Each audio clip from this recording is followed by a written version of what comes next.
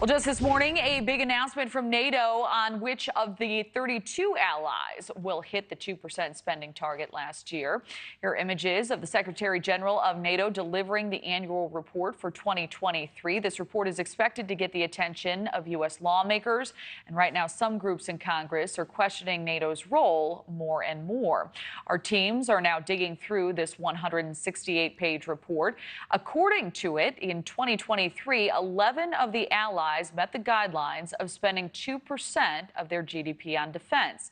In early this year, that number went to 18 countries. The United States accounted for 53% of the allies' combined GDP and 67% of combined defense spending.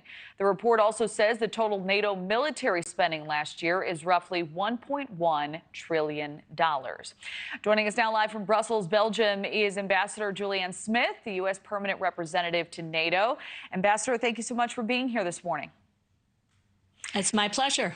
Well, it's wonderful to have you. So a growing number of American leaders, as you know, they're pushing for treaty members to pay their full share. What are the implications for the ones who didn't meet that 2% now? Well, like you said, this is a big day at NATO headquarters because we finally have the numbers out that show that 10 years ago, we started with just 3 allies spending 2% of GDP on their own national defense. And now we have 18, and we think by the end of this calendar year, we will be at 20 allies spending 2%. But you are right, that is not every member of the alliance. We are 32 members now, with Sweden and Finland joining, and we are working with those allies to make sure that they hit the target in the next few years.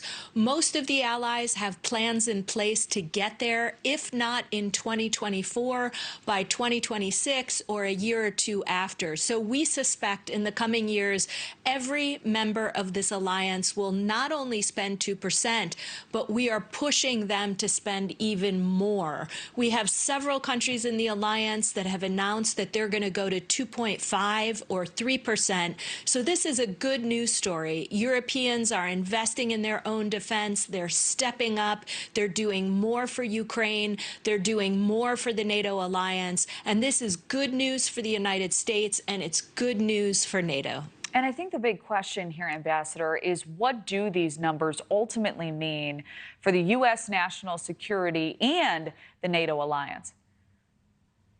Well, what this means is finally we have more resources in hand to invest in NATO's deterrence and defense so that we can guard against any attacks on NATO territory. But it means that the alliance is also stronger and can do more to protect America's interests and our allies' interests. We just rolled out something called new regional plans last year, which means we have plans in place to defend every inch of NATO territory. Now with those plans, we have the money behind those plans to see them through and make sure that we can execute those plans. So more resources means a stronger alliance that can serve our interests and can serve the interests of our allies.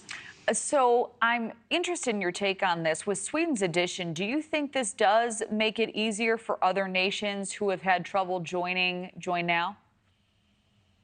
Well, look, NATO's door has always been open. The Russians have tried many, many times to close that door, to get the alliance to agree to stop enlargement. And the message that NATO sent back to Putin right before the war in Ukraine started was absolutely not. Russia doesn't get a voice. Russia doesn't get a veto when it comes to NATO's open door policy. And as we've just demonstrated, we had a flag-raising ceremony here on Monday of this week where Sweden's flag finally was raised at NATO headquarters. So it shows in real time that this alliance is continuing to keep that door open. And when we believe that there are other aspirant countries out there that are ready, we want to make sure that the Russians and other countries around the world understand that this door is open to those aspirant nations. But Sweden, I have to say, is an incredible ally. They come in, they're already spending 2% of GDP on defense. They have very capable reserve forces, naval forces. This is a country that is ready to contribute to this alliance and contribute to our shared security. We have about 5 seconds left, but how big of a blow do you think this is to Russia? I think Putin is shocked that this alliance is now stronger and bigger after he started his war in Ukraine 2 years ago. Thank you for watching. Go to newsnationnow.com to find NewsNation on your television provider. And don't forget to click the red subscribe button below to get more of NewsNation's fact-driven, unbiased coverage.